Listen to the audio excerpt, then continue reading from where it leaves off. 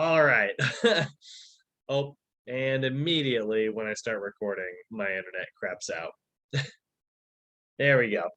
Um, I need to have like a little sign that I can just like hold up in front of my face that says like pause for crappy internet. Okay, so our introduction today. So the two biggest approaches that we need to kind of understand when it comes to behavior change are what we call multimodal screening, which honestly we are using sort of a modified version of. So multimodal screening is very popular amongst like counselors, therapists, psychiatrists, and then us, like behavior change specialists, right? It is something that we can use, but we are going to use a modified version because it honestly, like multimodal screening is meant to develop a clear picture of everything about your client when it comes to how they think. It is just you asking as many questions as possible to get inside their head. Now, we shouldn't be doing that. That's a little bit beyond our scope of practice. Not necessarily. I mean, just asking questions isn't necessarily going to be against our scope of practice, but it's just so far beyond what we need to do. Like when it comes to multimodal screening, it's such an advanced tool that it doesn't really. It's almost kind of a waste of time because we can't really use all that information. Like the way like a therapist would, right? So we are going to do a sort of, we're going to talk about what multimodal screening is, but then at the end of the lesson we'll talk about how we modify it and use it in our industry, and that way we don't ever really sort of step out of our scope of practice. We're only spending time focusing on the things that we are going to work on, and then the other really big thing, like we just kind of mentioned before I started recording, like a dork, is the what we call the Transtheoretical model of change, or much easier to say, the stages of change model. And the stage of change model is basically focusing on understanding where a client is in terms of like their ability to make like a big change in their life.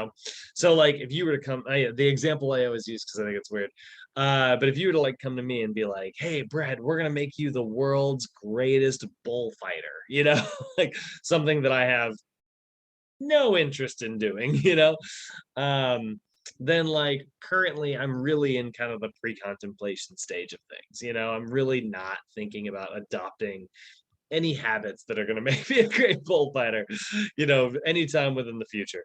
So if you wanted to kind of like push me through that, you need to use the right tools to sort of get me there, right? With a pre-contemplator, it really kind of starts with education. And we'll sort of like work our way through that. So one of the things we need to be able to do is just recognize where our client is in the stages of change. And so honestly, I always like to use this as sort of I kind of like to use an analogy to describe all this. The stages of change is very similar to the OPT model. You wouldn't do certain exercises with beginning clients, right? Like I'm not going to bring in somebody who's never exercised before and be like, all right, so we're going to do a depth jump to burpee and then you'll do a forward jump. They start on top of a box, they jump down, do a big squat jump, go down into a burpee, and then do a forward leap. That would be insane. Like that is a really intense power exercise. And I could probably coach them through it. I'd probably be able to keep them safe, but it doesn't really make any sense. They haven't developed like a good foundation of all the other stuff necessary to be able to perform well on that exercise. So obviously we're trying to keep our clients safe, but it's not just about safety sometimes when it comes to your exercise choices. Sometimes it's about what's effective. Like just because you're not going to get hurt doing something doesn't mean it's still the best exercise for someone. Because like it could just be a waste of time. They might not have the tools necessary to get good at that movement. Whereas if you just wait like a little while, you build up your foundation in other ways, you come back to that exercise, they're going to kill it because now they have all of this like foundational knowledge. Well, the same thing is true of behavior change. There's so many times where I see people trying to convince someone to change their habit, and they're just using the wrong tools at the wrong time. So we need to be able to kind of recognize what that is, right? I'll give you one example story before we move on of somebody who was just using the wrong tools. I had this student when we were going through this course, and I think it was, I'm not sure when in the class it came up. It might have been actually in today's lesson, to be honest. It was pretty. It's only an 8-day class, but it felt like it was early on. And he was trying to get in shape himself. He had a couple things that he wanted to work on. But he had just gotten engaged before he started the PFT program, and he and his fiance wanted to get like in really good shape. So like, I'm teaching class and I doing the same thing I do with you guys, where I'm like, anybody, questions, comments? And he's like, I had a question. He's like, what would you do if you wanted your fiance to start working and like, join you on like a diet program? And I was like, okay. He's like, because I'm getting kind of frustrated. I was like, uh-oh, like he's like, I wrote this program for my girlfriend or for my fiance, and she wasn't doing it. And we came up with a diet plan and she doesn't really want to stick to it. He's like, how would you get her to do these things? And I was like, well, I mean, it sounds to me, I was like, what have you tried so far? And he's like, well, I wrote the whole program, right? Like she should do it. And it's like, and it's really good. And I was like, okay, well, here's the thing about that. Like, you are using tools that are really good for somebody who's in like the action stage of change. Like they are ready to like move forward. Like if you've got a person who's like in the action stage, like they've thought about like making this change in their life for a really long time, and they've sort of moved through the steps and they're ready for that. Great, yeah, like that works really well. It's like you get the membership, you get the program, and then you start to go to like try it out. But if they're not really there psychologically to like, oh, pausing. There we go. If they're not really there like psychologically to make that change, you're using the wrong tools. You're trying to get a nail in the wall using a screwdriver. And so I was like, so what, it sounds like how long have you guys been discussing like exercise? Like, well, we just started talking about it, and then I took her to the gym a couple of days later. And it's like, really good on you for being like super motivated and ready and stuff. I think that's great. um but the one issue with that is that like it's just not currently the right tool because she skipped a bunch of steps. So if you really want her to like adopt these changes, first you need to like talk about it and get a really clear idea of like what she's excited about, how she can see herself engaging in some new routine. Um and then like you can start like laying the groundwork, like try to make it as approachable as possible, to go as often as possible, right? Like know what your commute is, or come up with a schedule that's going to fit, that like she can join in on. So then like now that she sees herself doing it, now she's actually seeing how easy it is for her to be able to do it. And then just commit a couple times without like, because he was also like going to the gym like 6 days a week, like I'm sure a lot of you guys do, because yeah, he was studying to be a personal trainer, loves working out, right? So he's in the gym all the time. This is a new person who is adopting the gym for the first time. I was like, try to make it more approachable, like come up with a routine that she can maybe do 2, maybe 3 times a week, right? um, and once she kind of sees that schedule, she starts adopting that schedule, like focus on that first.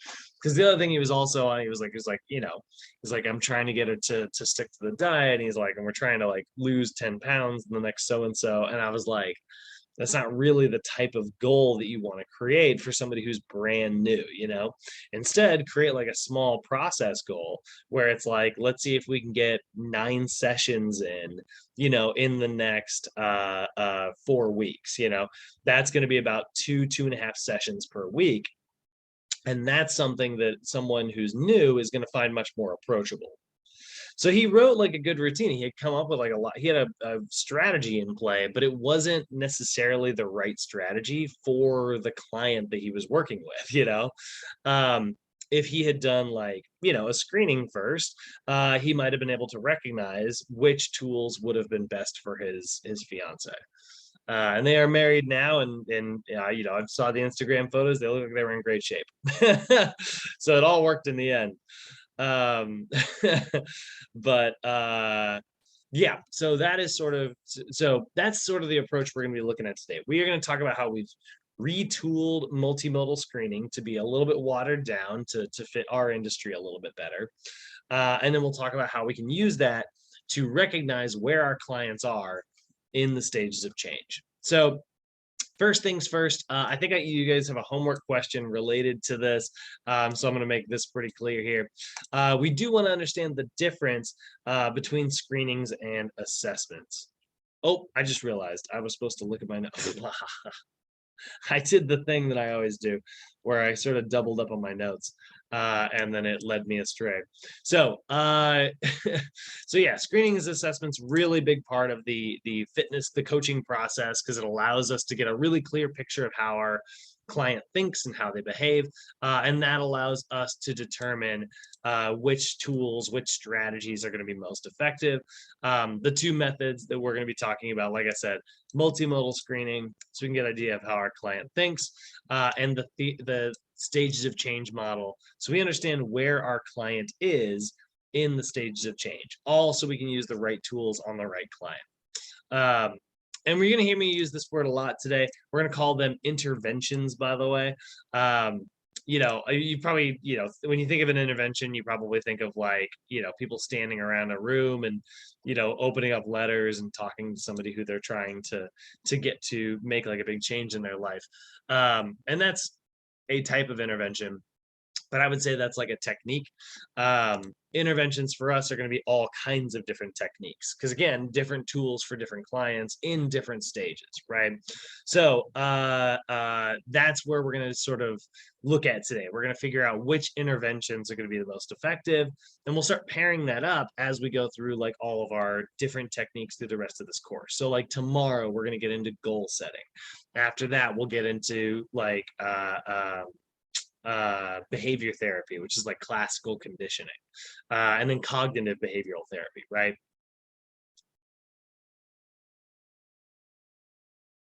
I'm like summoning good internet.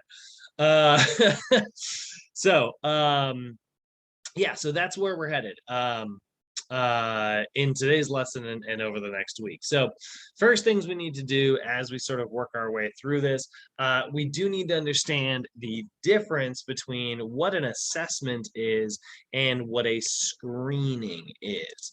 And this is a little bit confusing, just because we are going to use some terms that we use a lot outside of the behavior change stuff. It's terms that we use as like regular, you know, clients, like training our clients. So we're going to see a little bit of a difference here. So an assessment is a process by which a wellness professional, so anybody who's a wellness professional, understands their clients, and they gather adequate data in order to formulate and you can see I put this in bold and I underlined it, a diagnosis. So an assessment is where we're trying to gather enough data about our client so that we can diagnose what the problem is and fix that problem, right? So that is something that we do a lot in our industry when it comes to fitness assessments, right? We do a lot of fitness assessments. You know, we have a ton of classes built around fitness assessments. You know, those of you who have been with me a while, you know, I'm looking at Mir and David and Chris and Simon. You know, you guys have been here, you know, for a few mods now. Julio, you know, you're getting there. You've seen different assessments we've talked about. Danny and Cyrus, we are going to talk about fitness assessments all the time, and what they mean, right? So when you see a client move a certain way, you're going to know which muscles are responsible for creating that movement.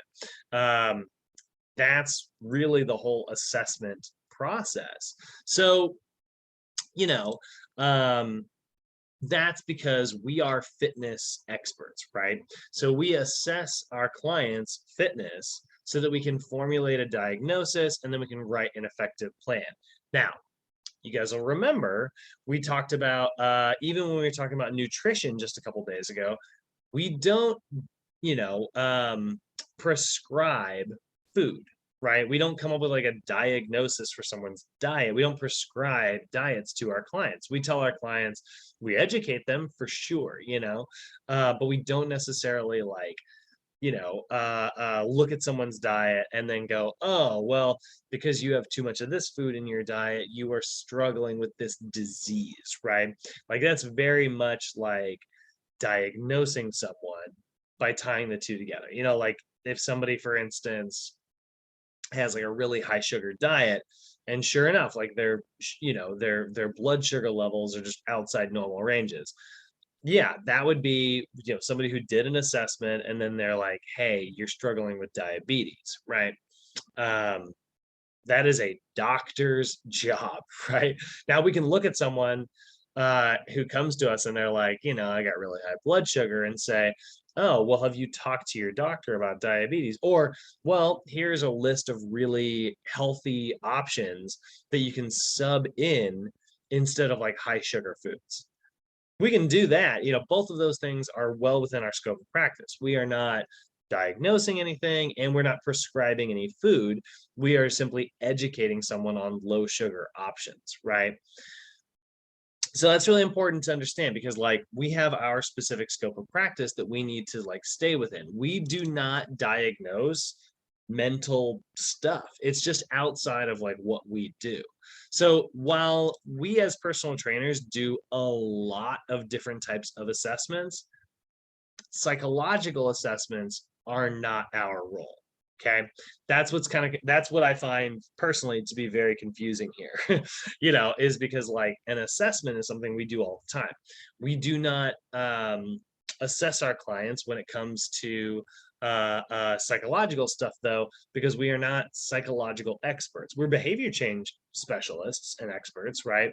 But there's so much more in the realm of like psychology that falls outside of just behavior change, that it would be inappropriate for us to step into those. There we go. It would be inappropriate for us to step into those other realms. So an assessment is a comprehensive approach that most fitness professionals really want to avoid when it comes to psychological stuff, due to it being related to determining a diagnosis. I absolutely want to do a fitness assessment with my clients because I'm a fitness expert and it's within my scope of practice. I am trying to figure out what's wrong with someone's knee. I'm trying to figure out why their posture is affecting their low back. That's my area, right? But when it comes to like behavior change, I'm not going to step into that realm, right? We're not therapists, therefore we don't diagnose. So instead, what we're going to focus on is screening our clients. And what's tough about this is like, I don't really use the word screening as often. And I'll still even sometimes like say the word assessment with my clients. I was like, hey, let's do a psychological profile assessment, should call it a screening. But a screening is a process by which we understand our clients and we identify any of the issues that are related to health-related interventions. So we are focused on learning about our client, but we're doing it from the perspective of understanding them rather than doing it from the perspective of diagnosing maybe like what's wrong in their life, right? So a screening is going to allow fitness professionals to gather the data related to how our client thinks without running into the red flag of being like an assessment, right? We're not diagnosing here, right? That's really kind of the difference. It remains within our scope of practice because it doesn't gather information. I'm sorry, it does gather information about how our client thinks, but it doesn't gather it through diagnosis. Does that make sense, everybody? That to me, this is very weird. So I want to check in. How do you guys feel about that? Does that make sense?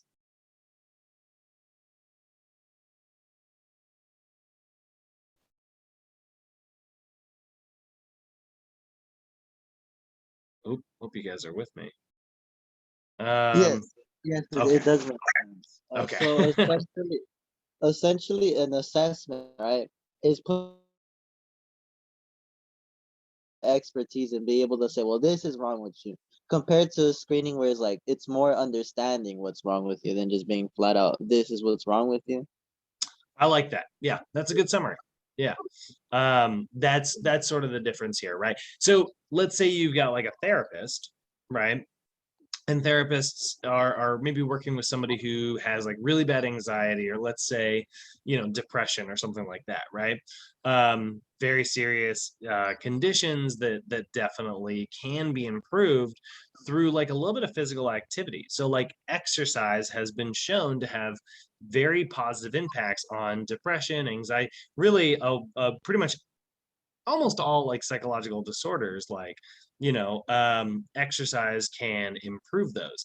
So it is totally a therapist's job to do like a very clear assessment, and then if they wanted to encourage their patient to exercise, it would be inappropriate for them to do a fitness assessment because they're not a fitness expert, unless this therapist has a personal training certification, then they can do it, but it is within their scope of practice to say like, hey, you don't exercise very often, and exercise has been shown to be very good for depression. Maybe you can consider getting a gym membership, right? They can absolutely do that. But if they write a program that's like 3 sets of, 20 pull-ups and like, this and that, they write like a full-on program, that's outside of the therapist's scope of practice. So all of us sort of have our expertise, I don't want a firefighter trying to arrest someone, like, and I don't want a police officer, trying to put out a fire, like, I want the right people in the right industry doing the right jobs, and that's really where scope of practice comes in. So we are doing assessments in our industry when they're fitness assessments, but today and for the rest of this course where we're talking about behavior change, we're really just doing screenings, which are usually generally just like questionnaires. And that's why those of you who have been through my other fitness assessment classes, you go to nasm.org and you scroll down to the resources tab on their website. Where the heck is it? Where they got downloads, right? So you go to downloads on the resources tab here, and you'll see, in addition to all these free like little mini courses, which by the way are awesome, if you go down here to the assessment forms, they do call it assessments forms, and you click this one that's the lifestyle and health history handout, this is a series of questions about your client, how they think, how they act, how they behave, right? So we see like, what exercise activities do you currently partake in? How many days per week do you get at least 60 minutes of moderate intensity activity? A lot of times that number is going to be 0 for people who are brand new. Scale of 1 to 10, what's most important to you? Weight loss or muscle gain or sports performance, or maybe you're just here for health, we got diet questions, lifestyle, like, do you feel like you get enough sleep? Do you smoke? What's your occupation? Does it cause you extended periods of, sitting? Does it cause you excessive levels of stress? So this health history questionnaire here is a really good example of a screening, because it gives us an idea of what our client's lifestyle and what their health history background is without us, trying to diagnose our clients. Now we are going to see different versions of this today, rather than the one that's on the NASM website, because this is the behavior change specialist certification. So it's a little bit more advanced than the regular sort of standard materials that are available on the website. But hopefully that helps you guys understand like the sort of, we want to have a pretty clear line so that we don't step outside of things. And we don't prescribe a food to our client that makes our client ill. We don't use some type of psychological technique that we maybe learned about or heard about on the internet. And because it's like, not really our area, we're not an expert on it, we use the wrong thing, and now all of a sudden our client is struggling psychologically with something, right? We're staying within our scope of practice. Just like I don't want a dietitian telling someone what stretches to do to fix an anterior pelvic tilt. I want them to work on food. I want me to work on the posture, right? So let's take a look at this multimodal screening stuff. So you'll remember on Friday, we talked a little bit about what's called the basic id, right?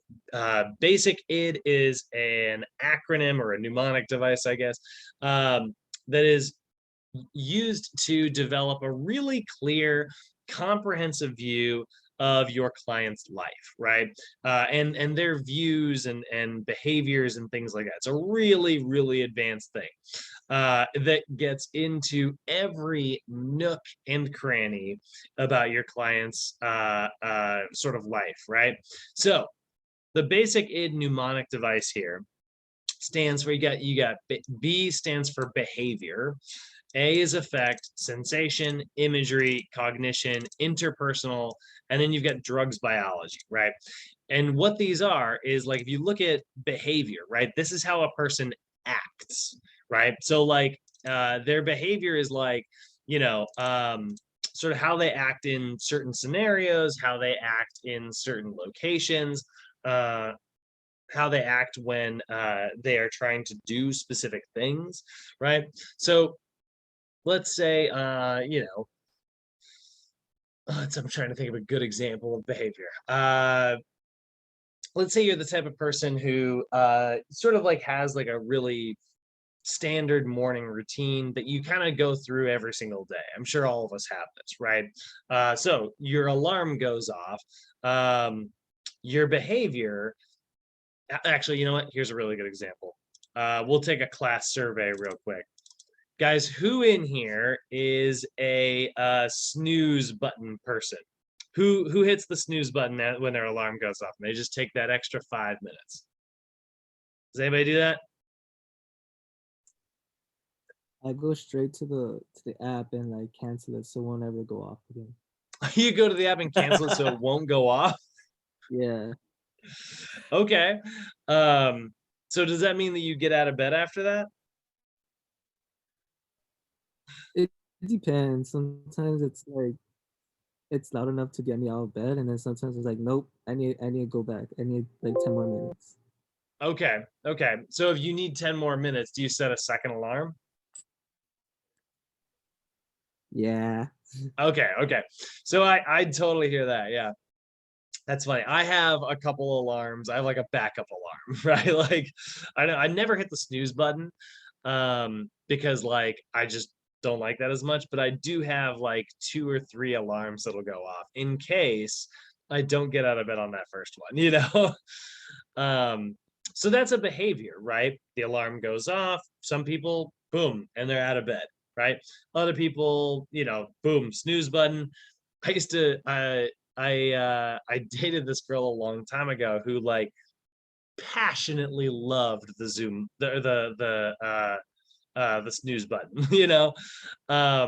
and she would hit it like a very specific number of times. I remember just being like, she was like, yeah, I always set my alarm 21 minutes before I need it to go off so that I can hit the snooze button 2 times.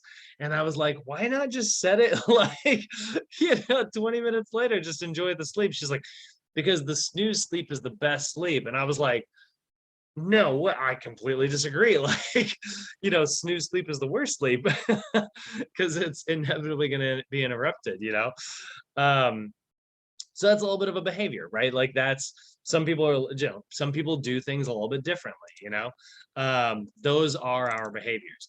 Then we've got affect. The affect is how a person feels emotionally, okay? So affect is like how certain people are going to be affected in certain situations, like I'm not exactly the most like nervous person in the world around like strangers.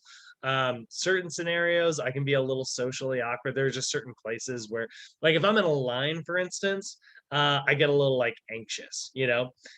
Emotionally, I get anxiety when I'm like part of a line and I'm like trying to like move as efficiently as possible. Like if I'm buying food, for instance, you know, at a grocery store, I want to get in there, I want to wrap up, and I want to get out of that line as fast as possible because there's a bunch of people waiting on what feels like just me. You know, they're all just waiting on me. So I want to make sure that I do this quickly and effectively, right?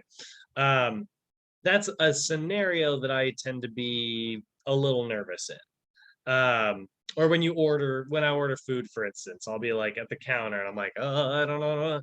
I try to always go in and know what I want ahead of time, so I'm not that guy who's like, I don't want this, how's this, you know, like doing all that stuff. It gives me a little bit of anxiety to do that, right? My parents are not like that. They do not have those type of emotions at all. They will hang out and be like, yeah, this reminds me of a story, and then I'll chat with the person, like, and they will slow a line down. um, so that's just an emotional thing for me. Other people, they get anxious in other spots. You know, like if you put me in a crowd of strangers, doesn't really bug me. You know, I'm not really that nervous in like a new crowd, unless it's like, and this is kind of interesting because like for me, like I'm never gonna meet that crowd again. You know, like I don't have any negative emotional, you know, response to that because I'm probably never gonna see those people again.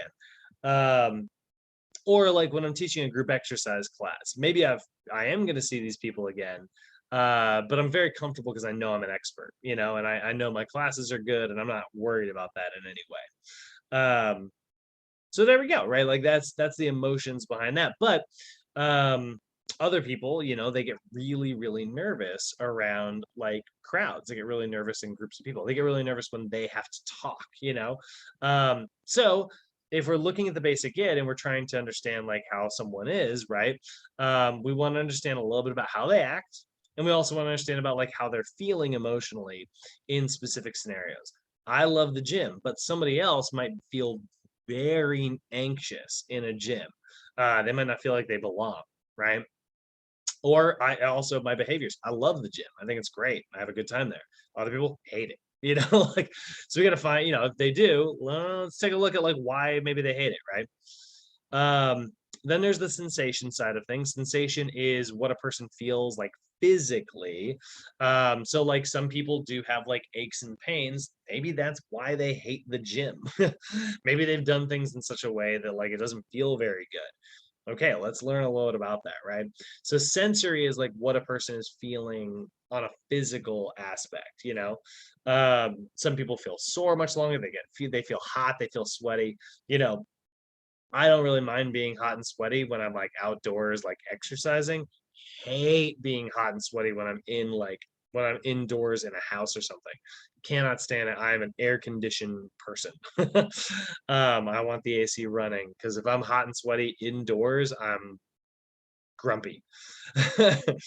Imagery is the type of images somebody visualizes. So if you ask somebody to who's maybe anxious in the gym to tell you what type of imagery they conjure up with the gym, you know, maybe they feel really, you know, anxious because the gym is a scary place for them, you know. I used to train this girl who got picked on in high school when she was like in gym class because she ran, you know, she had kind of an awkward run form a little bit. She had relatively like tight hip flexors, but she had exceptionally tight calf muscles. Um, and so because of the way she ran, people like said mean things, you know, they were just a-holes. Um, and so now, like when she goes to the gym, she like conjures up that imagery, and the gym is not like a pleasant place for this person, or at least well, I shouldn't say it. The gym was not a pleasant place for this girl. And so, you know, we worked on her posture a little bit here and there, made her feel a lot more confident. And by the way, she was great at cardio. Like she actually had a really, you know, strong cardiovascular system. She did a really good job. This girl that I worked with, I trained her and her boss. She eventually I left that gym eventually, but she ended up getting her Pilates instructor certification, and now she teaches Pilates classes at the gym I used to work at, um, like on the weekends or something. She's like doing financially, she's not doing that for money reasons. She's doing that so that like because she's really passionate about Pilates now. Um, but like, originally she was terrified to even get the gym membership. And then she didn't even want to do like the free fitness assessment. She certainly didn't want to work with a trainer because she assumed she was going to be like judged. The imagery that she conjured up was really intense and very negative. Um, and that sort of flows right into the next one, which is cognition. This is like somebody's internal thoughts and internal dialogues. So like this client of mine, she had really negative internal thoughts and internal dialogues about how she could do in the gym. And so like, not a good situation for her, Um, so that is sort of, she had some really, really negative thoughts. And so like when we were working together, and her boss was like the most positive person as well. So I was doing like a duo session with the two of them. And we were both just like continually coaching her. Pause. There we go. So we were both like continually talking to her, and just like encouraging her and like saying very positive things. That is what ended up making all the difference, to eventually give her the confidence to you know exercise regularly. And I'd see her in there doing her homework all the time. She got really into it. Interpersonal is somebody's outside social influences. So like, do you have like a really strong support system in place? I had a client one time who this was not my suggestion. They did this on their own, but I was encouraging them to walk more often. This is like a senior client. And I was encouraging them to walk a lot and just to like maintain like their overall health. And we would lift weights like twice a week. But other than like it really wasn't meant to be like a ton of strength training. This person was, I think they were 78. They weren't in their 80s, but they were pretty old. And so like they like come in and they got their phone, and they're like, hey, check this out. And they show me like just out of the blue, we hadn't talked about it or anything, all these pictures of like a new puppy. Chris, you would have loved this. This was a little baby, like a little puppy corgi, instead of a poodle. But yeah. And so he came in and he was like, check it out, I got this over the weekend. I was like, oh my God. And he's like, you keep saying I need to walk more. And he's like, this is going to make me do it. And I talked to my doctor and, he thinks it's a great idea. And I was like, hey, I almost said his name. I was like, hey, that's great. Like, let's go. I thought that was a really effective thing. So, now, and his outside social influences, in this case, the social influence is a dog, is going to encourage him to get out the door and go walking. And luckily, I remember thinking like, man, I would not want to potty train a dog at like 78 years old. But he never complained about it, so I guess maybe it wasn't a problem. But so yeah, that's your interpersonal stuff. Or maybe, I had another senior client actually, and she would go walking with a friend of hers.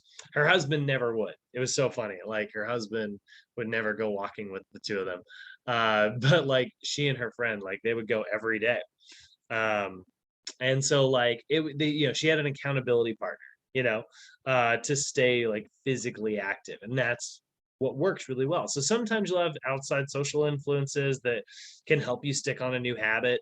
And sometimes you need to develop those things, right? So we can help our clients, work on it. Again, I said this on Friday, but this is one of the reasons why I think CrossFit is so effective and so popular, is because like you start to build a community, you get really excited. It's why I played so much ultimate frisbee, it's where I get to like, it's a couple hours that I get to like be around people that I really like doing an activity that I really like. So it's where behavior and interpersonal relationships meet. Great. Like I'm stoked about it, And lastly, there is sort of the drugs biology approach. This is the actual your client's like health status. If your client has, a really bad knee pain or knee replacement, the walking is not going to be the approach, right? That's not going to be the right behavior. So we do need to know a little bit about like what our client's actual health status is. If you got a client with, let's say, multiple sclerosis, right, MS, that is a problem that is exacerbated way worse through like heat. So when things get really hot, it affects everything else. So if I had a client who has MS who comes to me and they say, I want to lose weight, well, I know that like they need to burn calories. I know that they need to create a caloric deficit, and they can do that through being physically active. But I also know, health status wise, the hotter they get, the worse their symptoms are. So I'm going to have to balance those things, and that's why we have the basic id mnemonic here. These are all of the things that we want to understand, and we can find all these things through a very good screening / assessment. Again, we don't assess, but like a screening process by asking questions, right? So by having an understanding of these aspects of our client's personality, we can determine which interventions will be best for changing specific behaviors. I'm going to know which tools to use, right? If I've got a client who, like, interpersonal wise, their social influences, they don't have like a social structure in place, they don't have anybody that's really going to like encourage them or help them in this area, then chances are using like social cognitive theory, which is I think the last technique I'm going to teach you guys, it's day 7, isn't really going to be effective. It's not the right tool for that person, but if that same person tells me they're like, yeah, I used like a vision board, trying to manifest my Lamborghini, someday. To me, that sounds like somebody who really responds well to like imagery and imagination and stuff. So that's the kind of thing I'm going to focus on. Be like, well, do me a favor, let's put some squats on that vision board, like and then another client, it'll be a little bit of a different technique. So by having an understanding of these, of how our client thinks, we know what tools we are going to sort of use, right? So this often comes in the form of like a screening questionnaire. Often there'll be like written responses, give people like time to really kind of think and be introspective. A lot of times, if I use a questionnaire like this, I'll send it home with my client and have them bring it in and be like, I call it a little bit of like journaling. And so I'll say like, hey, think about like, where you want to be, and tell me a little bit about like what you think of X, Y, and Z. And so I'll lay out a couple like things for a little couple answers for them. Like, don't feel like you have to answer them right now. Go ahead and take this home. Write out your response, email it to me, whatever. It just gives your client a little bit of time to be a little more introspective. And so then like then they would be during a conversation, because during a conversation, it almost feels like you got to keep moving forward. So by having the time to kind of write out a response, they can be a little more thoughtful. And then the other nice thing about questionnaires that you'll see here is actually it kind of enhances your perception of being like a credible expert. This is one of the reasons why I like to have like packets ready for my clients when they walk through the door. I already have my fitness packet all printed out. I have all those materials that I'm going to use with them ready to go before my fitness assessment session starts, because it enhances my credibility. It's like, oh, this guy's prepared. Oh, he has materials that he uses regularly. It just feels good to go somewhere. Imagine going to the doctor's office and like, you go to get like a checkup or something. You get blood drawn and get your blood work, and your doctor shows up and he's like, hey, you know what? I'm out of test tubes. I'm gonna draw your blood here, but it's just gonna go into this bucket. I mean, I guess it's just blood. He's like, don't worry, it's sterilized. I guess it's just blood, but like, I don't know about you guys. but like I don't feel good about that. I'm gonna be like, oh, I'm not sure how professional my doctor is. So I do want to show you here just so you guys can see.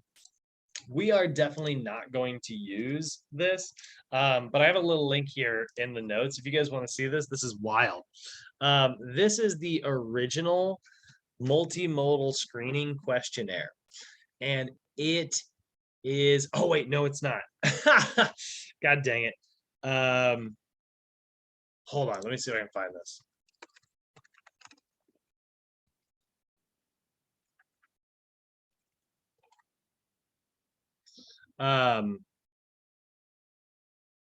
There it is. Here we go.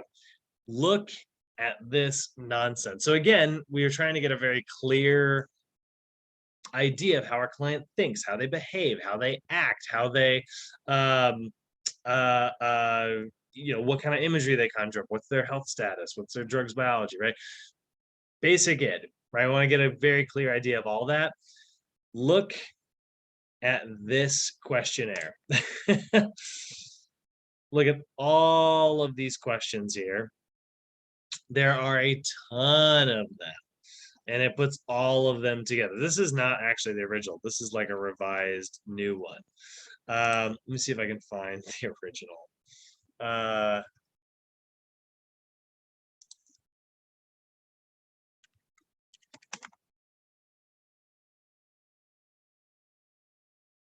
It's a very big PDF. It's a lot of questions. Now, again, we're gonna boil this down. We're gonna want there it is. This is the very original. It is 14 pages of questions, right? Some of them related to, their behaviors, some of them related to the imagery, some of them related to their sensations, some of them related to how they're affected, all of it, right? So we're not doing that.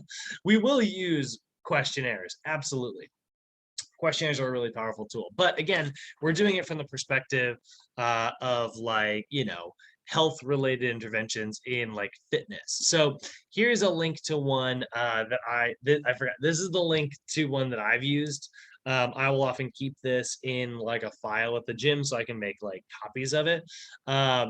This actually isn't even mine. This is actually from another company, Intermountain Healthcare. I don't even know who that is, but I was looking for a questionnaire years ago, found this one and really liked it, and I've just been using this ever since.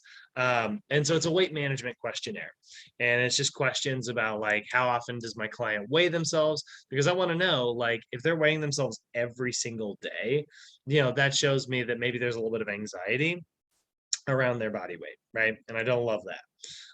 Or if they don't ever weigh themselves, that might show me that maybe they have a lack of awareness about what that is, and they don't really keep an eye on it. I don't think either is good or bad. It's just I want to be aware of like how my client thinks and behaves, right? I want to ask them like what their highest weight has been, what their lowest weight has been. Again, trying to recognize if they have any, if they're outside of normal ranges, or if they've struggled in the past, maybe being underweight, which is very dangerous, right? I want to know about that. And then a little bit about like their significant others, if somebody tells me that, they come from like a family or like, their spouse is also very overweight, that could explain that. And there's like, I don't know, maybe I have a slow metabolism. And if I see that like, their family and like their spouse is also like overweight, that kind of shows me, hey, like it might not be genetics, it might actually be just like habits. Let's talk about like what the habits are. So often people sort of jump to metabolism and then they find out that it's just like, oh, it's just how I structure my life. So this is a questionnaire. all about weight loss. I would only use this with weight loss clients, by the way. If that's the job I'm being hired for specifically, that's one of the questionnaires that I use. So there's a link to that in the notes that you guys can find. I think that's very handy. I've used it multiple times back when I was working at like Biggest Loser and stuff. It's a really decent screening questionnaire. You know, it's not the end all be all. You can also come up with your own questionnaire, and I totally encourage that. If you want to, put the effort in to make your own, go for it. So the idea here is that we get a very clear idea of like what our client, so how they think and how they behave, and we can understand that so that we know which tools to use once I teach you those tools starting tomorrow. How we doing so far, guys? Any questions, questions or comments about the questionnaires? Mir's feeling good. Get the thumbs up. No, sir. All right, love it. Cool. All right, well, okay, so now we've sort of got half the picture, right? We got a really clear idea of our client in general. Now let's boil it down. Let's figure out why they maybe are hiring us, right? Or where they are, in the stages of change model. So this is one that, by the way, is in your actual textbook. This isn't even just a behavior change specialist piece of information. These stages of change model, Prochaska's Transtheoretical model of change, which is totally hard to say. The stage of change model is in your regular NASM textbook. For my new students, that's going to be the client relations chapter.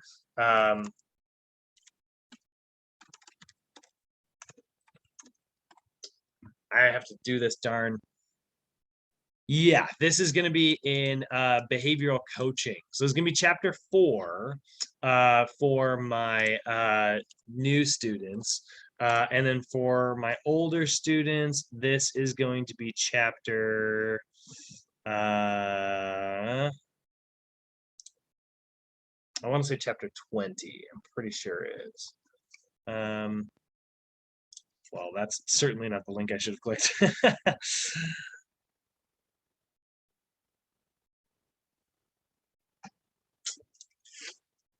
Hold on.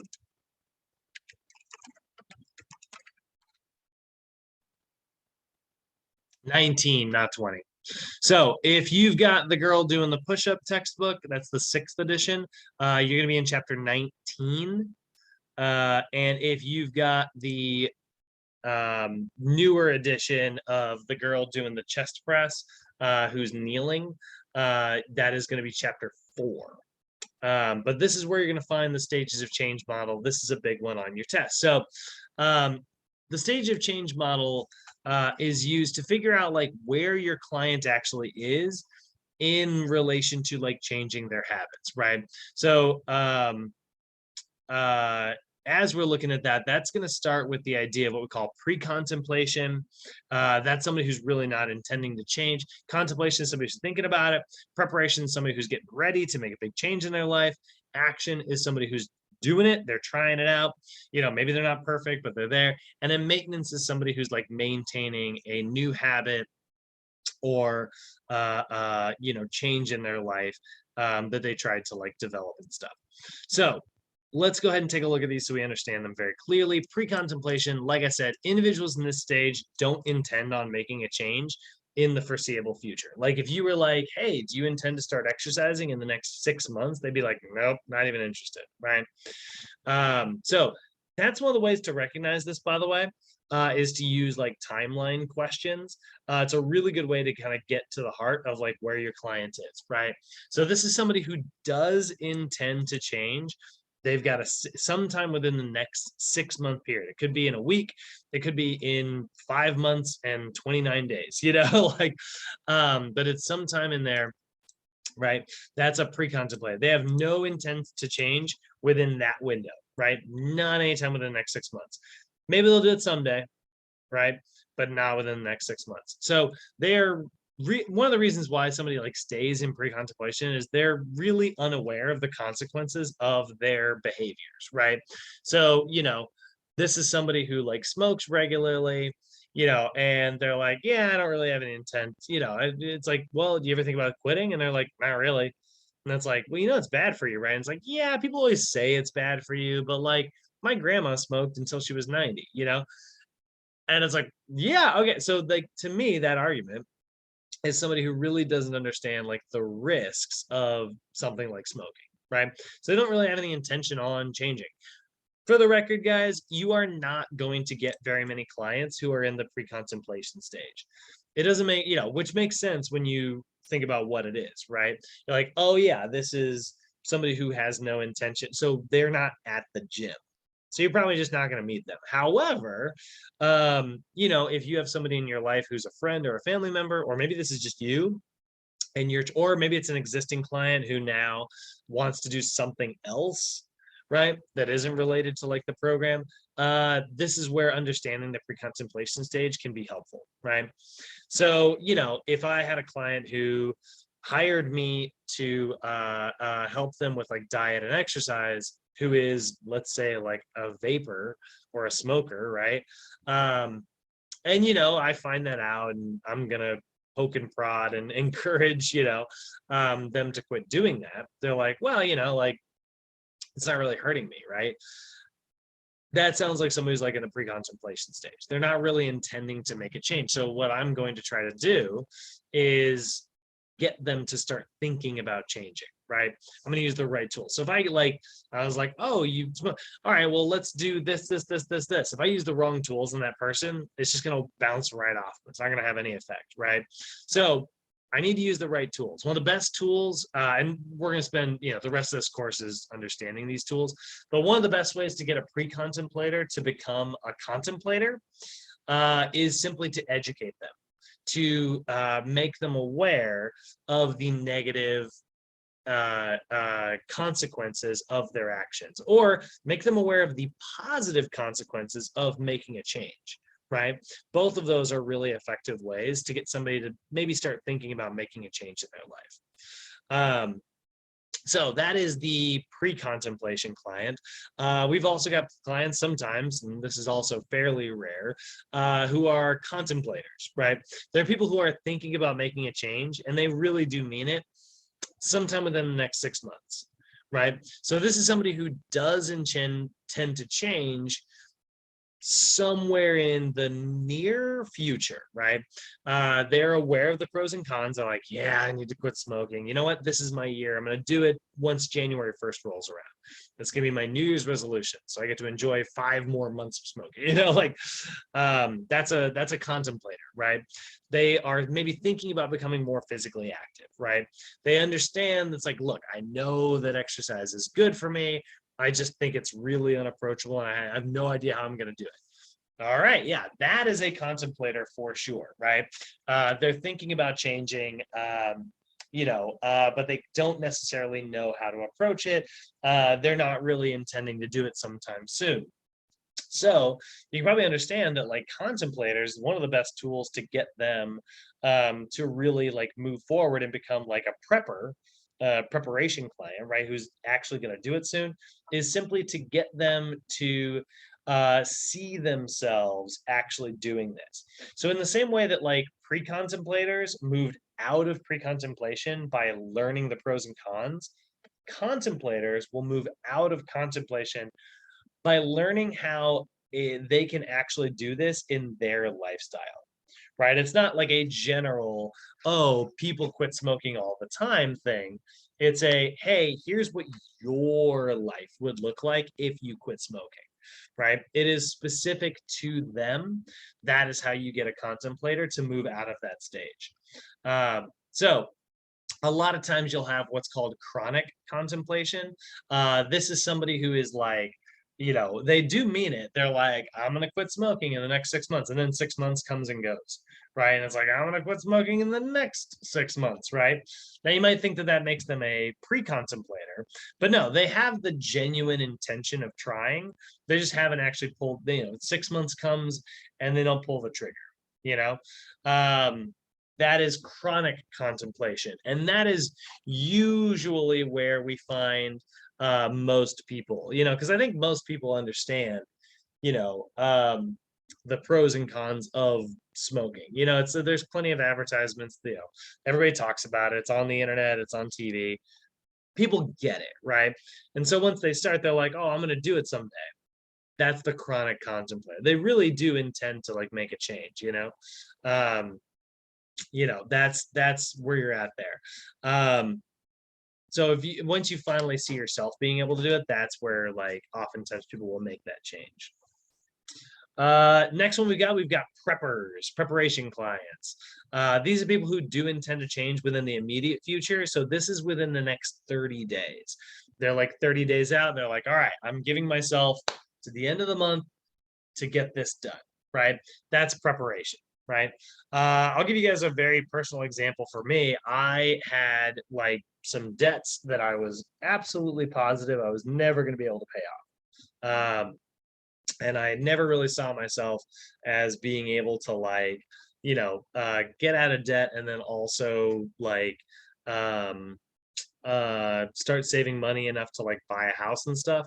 I just didn't see it as soon as I was like, nope, I live in LA, you know, everything's expensive here, I'll never be able to do that, right? But then like I came along this like, you know, a couple of websites, a couple of videos, read some articles, you know, things that started like making me like, well, I could do that, right? So then I started thinking about it. I was a pre-contemplator. Well, as a pre-contemplator where I was like positive I could never do this. And then I became a contemplator because I was like, I can probably do this. But then I started seeing my, you know, oh, hold on. Internet's dying. So I started seeing, being like, well, if I did this, this, this, and this, that would make like a big change. I started seeing myself being able to do it. And then I started giving myself like 30-day deadlines. And I was like, all right, well, the next 30 days, I'm going to do this. And then the next 30 days, I'm going to do it. So first thing I did is I signed up for mint.com so I could track my spending and track my savings. Opened up like a small investment account and then like started like putting money away, and I knocked out like one small loan at a time. You know, I got my car loan done, I got a credit card loan done, or I got my credit card paid off. Student loans, I actually decided to leave alone because I refinanced and got a pretty good interest rate on those. So I'm just going to kind of pay those off slowly.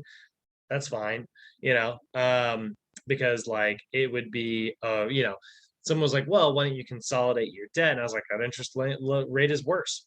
So, you know, these are all like, you know, ways that like I sort of moved through the stages of change, because at first I really didn't think I was going to be able to do it. So preparation is where it's going to happen within the next 30 days. So I started like, you know, all I did was sign up for some websites. All I did was like educate myself. That's not me necessarily like pulling the trigger and like putting money on these accounts and like doing it.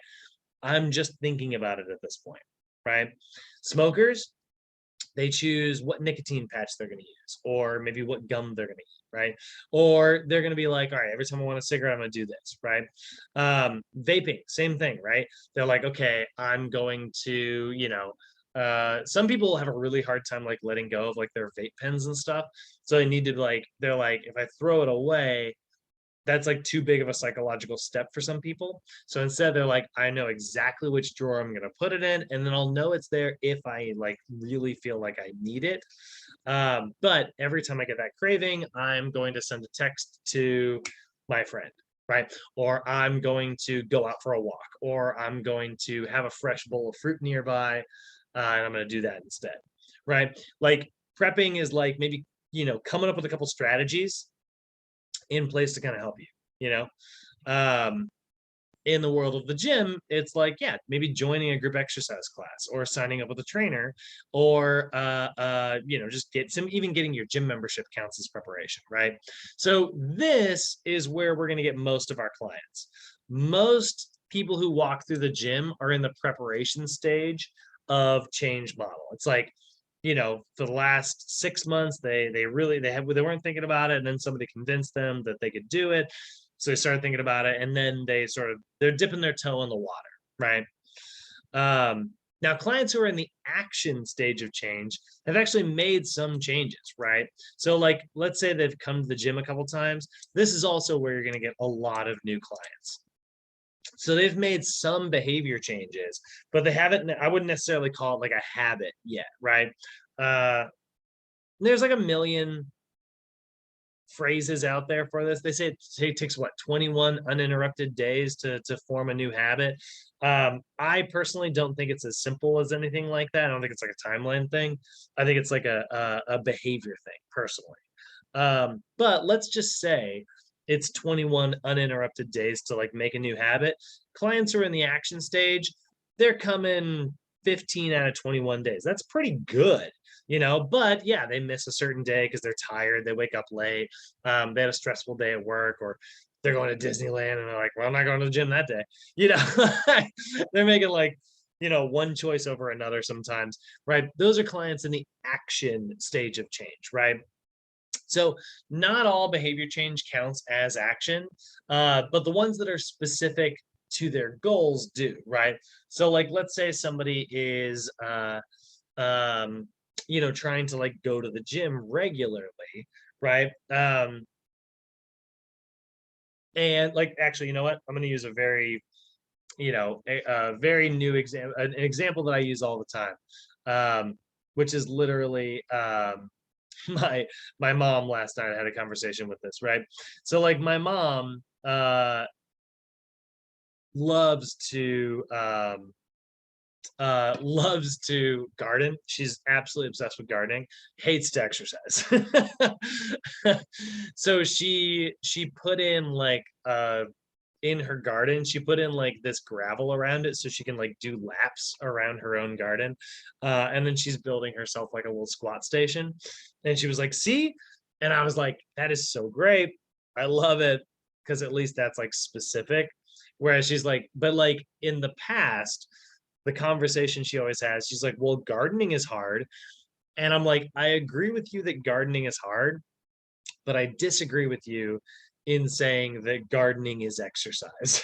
And she's like, well, I'm so tired when I'm done gardening. I was like, yeah, you work hard and you're burning calories. But again, exercise is like specifically moving in certain ways with good form that increases your mobility.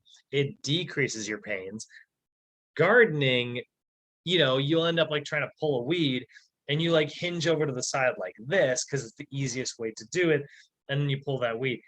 That's not exercise, right? If you were exercising, you would hinge at the waist, you would bend your knees, like there's a specific way to do things. And that's what you're training yourself for, which is why sometimes you'll hear me say, I actually like the term training more than I like the term exercise, because exercise is kind of calorie specific, but training is training your body to move in specific ways. So not all behaviors count as actions, but the ones that are specific to your client's goals absolutely do, Now, clients who are in the action stage are the clients that we are sort of most worried about. These are the ones that that are really risking falling back into old habits. Internet's dying again.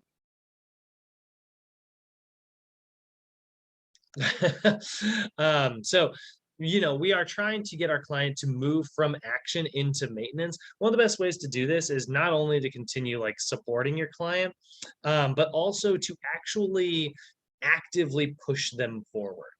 So for instance, like, let's say you got a client who's in the action stage. They've been training with you for a month, right? The last 4 weeks. Have they made every session? Yeah, let's say they have. They've come to every training session, but have they been doing their homework perfectly? Yeah, probably not. I'd say 90% of your clients will miss at least one homework session in the first couple of weeks of training. So they're not in the maintenance stage, they're not, I would not say that they exercise as a habit, right? But they've definitely like taken some specific things. So how do we get them to move forward into the next stage of training? Let's make the training a little harder.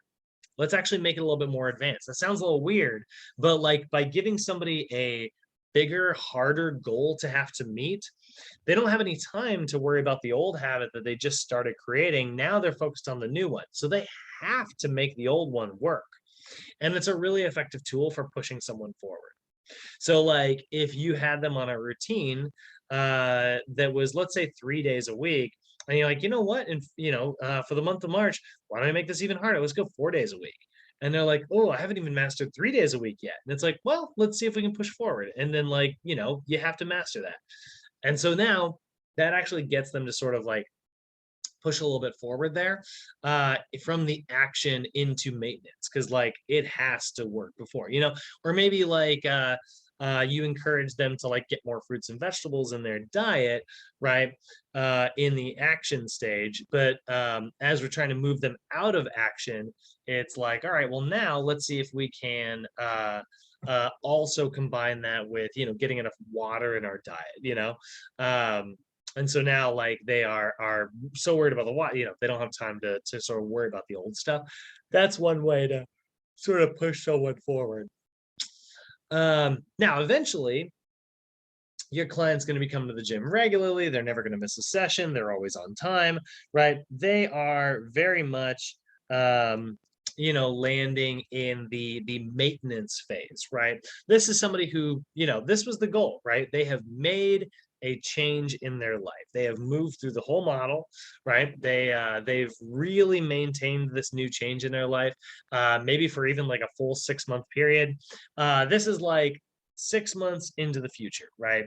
So like you look at the timelines here, pre-contemplators, they're not thinking of changing within the next 6 months. Contemplators are thinking about changing sometime in the next 6 months. Preparers are thinking about changing within the next 30 days. Action folks are people who haven't, have sort of dipped their toes in the water, or not even dipped their toes. They're like making changes, but they haven't necessarily maintained it for 6 months yet. Maintenance clients have made a change. They really haven't fallen off the wagon in the last 6 months, Let's use kind of an analogy of like a kid going through this whole process, right? You're trying to get your kid to brush their teeth every night before bed, right? There's a problem for me when I was a kid. So at first, they don't care, right? They're like, I don't know. And so then you're trying to make them aware of the benefits, and they're like, I don't know what a cavity is. I don't care. So they have no intent on making like a change. So then you kind of teach them, like, hey, you can get these things called cavities. They're really bad for you, right? And they're like, oh, and also you can get really bad breath, and that's not good, and it's like, oh, and so they're like, okay, well, now they kind of see the benefits of doing this teeth brushing thing. So they start thinking about it, right? But they're really not adopting the habit. So then maybe it's like, we're trying to get them to see doing it. It's like, hey, your favorite flavor is bubble gum. It's like, guess what? They make bubble gum flavored toothpaste. And so you get to, brush your teeth with bubble gum flavor every night. And then the kid's like, all right, yeah, keep talking, mom and dad. I get this, they're starting to kind of think about it, right? So then, they're intending to actually do this. They're like, all right, well, I like bubblegum, so now they become like a preparer. They're like, all right, well, now it's like, what I'm going to do, it's like, we're trying to create the habit with them. Right. And so it's like every night you're going to come to the sink, there's going to be a toothbrush, you're going to have your bubblegum, right. And like this, and this, and then like, this is the habit. Right. And so now we've kind of got it all laid out, and it's like, this is what we're going to do. Right. So now they kind of, we've removed all the obstacles. Like, it's very easy. It only takes you 2 minutes. Like, while you're at the mirror, you're going to count to 120 in your head, and then move on. Right. So now it's like, okay, they can like kind of see themselves doing that. Right. And so then they start doing it, and we need to like check in on them. It's like, hey, did you do it tonight? Did you do it the next night? We'll check in on them regularly. Now they're in the action stage. They're probably going to forget. They're probably going to go upstairs and go play with their toys. They're going to run away, they're going to do all the things that kids do, but they're starting to like take those actions, and we're trying to get it, to go from, 4 days a week. We're trying to get to 5 days a week, to 6 days a week, to 2 times a day, 3 times a day. Like they say you're supposed to. I definitely don't brush my teeth 3 times a day, but but like that's the action stage, right? We're trying to get somebody to, make these like changes, and then eventually, it's like a habit. It's just something that they do before they go to bed, and eventually, you guys are all like, hopefully ending up in the termination stage. Termination is like they have 100% efficacy in performing this activity. They're really not at any risk of falling back into old habits, right? It's highly unlikely. Hopefully everybody in this call is in the termination stage of remembering to brush your teeth on a daily basis. Hopefully we're on the termination stage of all the personal hygiene stuff. And hopefully we're in the termination stage of like, yeah, I'm somebody who exercises regularly. Whether that's going to the gym or just doing something else that's physically active, right? Like that's the termination approach to things, right? When it's like really just an old, a habit at this point, that's like one of the big changes. One of the things that kind of helped me with my spending when I was in my early 20s, just talk about like the money approach to this, was like I had my 2 debit cards. I told you guys about how some of you guys have heard me say this. If you have a lot of private clients and your main source of income is like your private training sessions, remember guys, you're going to sell those in packages, which means you're going to get like a big fat check that you're going to deposit. But it's really important that you don't like spend that money, because now you've got like 24 sessions to train your client. You're not going to get another big fat check for a while. So I always encourage people to get 2 checking accounts. Pausing. I always encourage trainers to get 2 checking accounts. The first one you deposit the check into when your client gives you. And then the second one, you move the money from the first account into the second one once you've redeemed the session. So like, let's say you redeem 20 sessions in a week and you're charging $50 an hour, right? You're going to move $1,000 from your one account to the next account on, let's say, every Sunday, right? So you're going to count up how many sessions you charged your clients for this week and then move that. That way you're paying yourself almost like a salary. And that way you don't overspend. And like you have Bob give you a $3,000 check, and then you go buy like a new TV. And then 2 weeks from now, you're still training all those sessions from Bob. You haven't got any more money rolling in and you got to pay rent, what helped me do that was like specifically like throwing the first credit card away or debit card away. So I do not have that debit card. It's just an account that I have that I deposit money into rather than take money out of. I can do a transfer, but I can't like spend from that account. That was like a habit change that helped me, never tap into that. And I haven't like pulled money of that. In fact, that account, I don't even put money into that account anymore. Because all my private clients, I don't rely on that as income. That's sort of extra money at this point. But initially, like, I would pull, be tempted to pull money out of that account and like spend it every now and then. That became not a problem in the future, So I found the thing that helped me move through like the stages of change. Everybody's going to be a little different. Every client is going to have different things that sort of help them move through these stages. Now, just so you guys are aware, there's no single theory that can account for like the complexities of behavior change. These stages are open. They change all the time. No pun intended. Not every tool is going to work on every single client. And that's where like, everybody is a little bit different, I don't know if I've talked about this yet, but I will probably talk about it at some point. I don't necessarily love personality tests.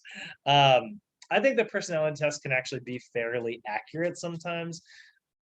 But like, I think that sometimes if you know your own personality, you can use it as a tool to sort of underwrite your own bad behavior, like those people who are like, oh, I'm a Sagittarius, so I'm, often late for things. And it's like, well, I know plenty of Sagittariuses who have alarms on their phone that tell them to leave the house at a specific time. You can install Google Maps, there's no like one answer for everything. This is really just meant to be one tool out of your toolbook. These stages are open, they can change, they can fluctuate. But the big thing that I want you to hopefully take away from this is understanding that not every client is ready for every single tool that you have in your toolbox. Not everybody's ready to quit smoking right now. Not that, and I think that everybody can change their habits. I think that everybody can go to the gym regularly. Everybody can start getting enough sleep. Everybody can stop smoking. Everybody can eat healthy, exercise regularly. All of these things are possible. But if you use the wrong tools on the wrong client, I think that's where people get frustrated, And I think a lot of people are using the wrong tools on themselves. They're like, I don't get it. I've tried diet programs. I've tried exercise in the past. Nothing works, right?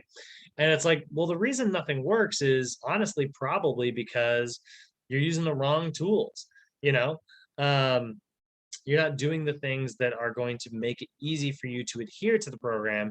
You're doing things that work for someone else, I think that's why Noom, I'm sure you guys have seen commercials for Noom. It's a weight loss program that like mainly focuses on like habit changing, and it uses the stage of change model as it's looking at that. And so it asks a lot of questions related to your own psychological profile. It asks like a lot of questions about like what you've tried in the past, what's worked, what hasn't, and then that is what it uses to sort of formulate like an action plan for the client. And people swear by it. People have been using that, and it's very effective. They don't call it the stage of change model on their website, but it's 100% what they're using. They're looking at someone's like habits, they're looking at their lifestyle, and they're using the right tools and the right client, hopefully, to get them to make these changes. So we need to match the right intervention with the right client to ensure our success rate, right? That's the big key, the thing that we're trying to do. So again, starting tomorrow, we're going to have like a lot of different tools. We're going to talk about SMART goals. Sometimes SMART goals aren't the right tool for the right client. I do think goals are pretty much good for kind of everybody. I think that one's the most universal, but sometimes it's social cognitive theory, sometimes it's cognitive behavioral therapy, imagery. We got a whole bunch of tools that we're going to be teaching you guys. So what we need to be able to do is sort of take this assessment information and use it to apply it to those things. So last check-in, well, second to last check-in here. Any questions, comments, concerns so far? How's everybody feeling? Oh, my back. Feeling good? No question. Cool. All right. So last little bit here. So earlier I gave you guys double barrel example, of the sort of screening process. And that original questionnaire was massive, right? It was absolutely huge. What I said was 14 pages, right? Ain't nobody got time for that. So instead, we're going to try to like ask our client things that are specifically targeted to what we are experts in, right? So we are going to use the Transtheoretical model of change, the stages of change, right, to assess our client's ability to engage in pretty much, hold on, a few key areas, right? Regular exercise, healthy eating, stress management, smoking cessation, right? All the stuff that, again, we're kind of experts in, right? So we look at sort of the timeline here, right? Pre-contemplators, they're not thinking about changing in the next 6 months. Contemplators, yeah, sometime within the next 6 months. Preparers, sometime within the next 1 month. Action, they're just beginning to change, but they haven't maintained it yet for 6 months, right? And then maintenance is somebody who has made like a specific change. They've held it for 6 months. It's been consistent, right? And that's like what they're doing. You think about like people who are like learning how to quit smoking, right? They get like a 30-day chip. They get a 6-month chip. They get these like milestones to celebrate their accomplishments, right? I try to do the same thing with my clients. Once they've like sort of engaged in certain things, we'll have a session where it's like, hey, like, today's session, let's do this. But guess what? I got an extra 30 minutes afterwards. let's go shoot hoops for a little bit. You know, when I worked at LA Fitness, that was like everybody's fate. Well, all the younger clients, like my seniors, that was not their thing. But like my younger clients, like they would, yeah, they'd be like, that sounds like so much fun. And we'd go up and like, you know, hit the basketball court for just a little bit. And they would all laugh at how terrible I am at basketball. Can't shoot into basketball to save my life. But that was like something I used to do as sort of a fun way to, you know, give them a little bit of bonus time. Or my clients always laugh at me when I'm in a yoga class because I'm really antsy. So I'd be like, hey, I'll tell you what, you give me 30 days without missing a session, I'll come do a yoga class with you, right? Or I would do like little bets with my clients. So I'm like, you do this and I'll do 100 burpees in a row. I would make that bet all the time, and it was horrible. But my clients loved it. You know, they were like, oh, revenge, you know, like, and so like little bets like that are another kind of a fun way to get somebody to move through things, because I'm just trying to get them to form new habits, right? NASM is going to sort of simplify things, right? Remember, the basic id is really great. I think it's good knowledge to have, but it is a little advanced. So instead, NASM is going to use what they call the State of Wellness Influence Model, or the SWIM model. It's kind of like basic id, but just a little bit different.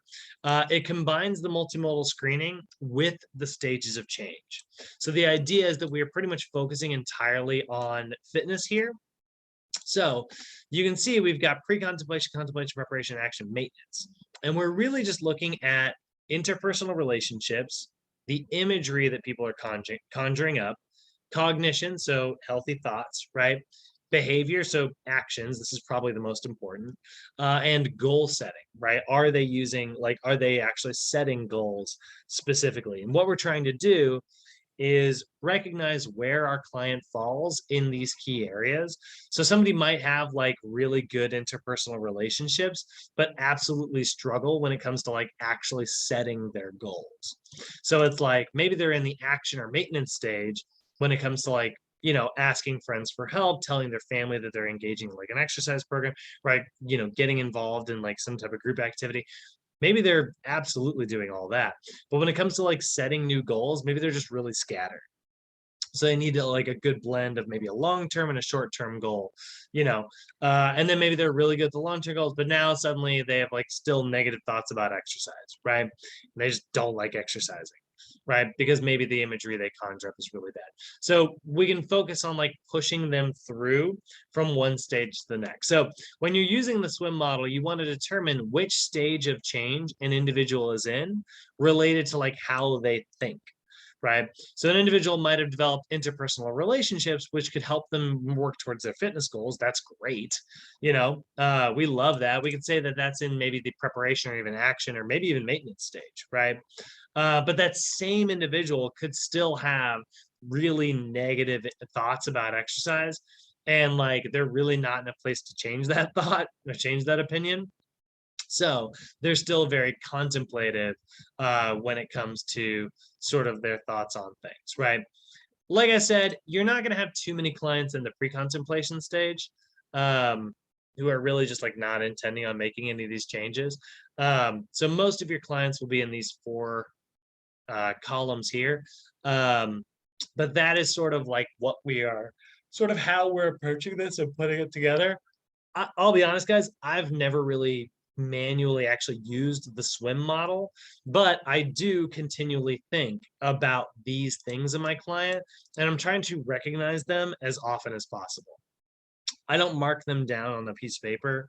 Like I don't have a SWIM model attached to the back of their workout forms or anything like that, but I am like looking at my client and analyzing and be like, oh, like they've done a really good job of like coming into the gym regularly. So they really clearly have like a good, behavior when it comes to like exercise, but they're still just not doing the diet stuff, right? And so like maybe the imagery they conjure up or how they think about like healthy foods is really negative, right? So then I'll start sort of steering the conversation during my training session with that person towards talking about their diet. So while I think the SWIM model is really good, And I think that you could use it manually. Me personally, I think that it's much better to use, just keep it in the front of your brain and continually practice that stuff. But it does all start with doing like a good, effective screening first. So that is pretty much everything today. That is sort of the assessment process. Obviously, because this was assessments and it does relate to all the various tools, we are going to be revisiting this assessment stuff continually for the rest of class.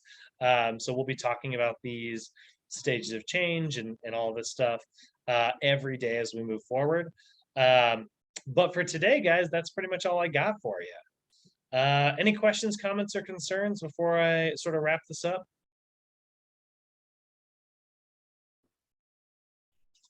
Thank you. Have a good day. All right. Oh, thank you. Let's kill the record and I'll get you guys out of here.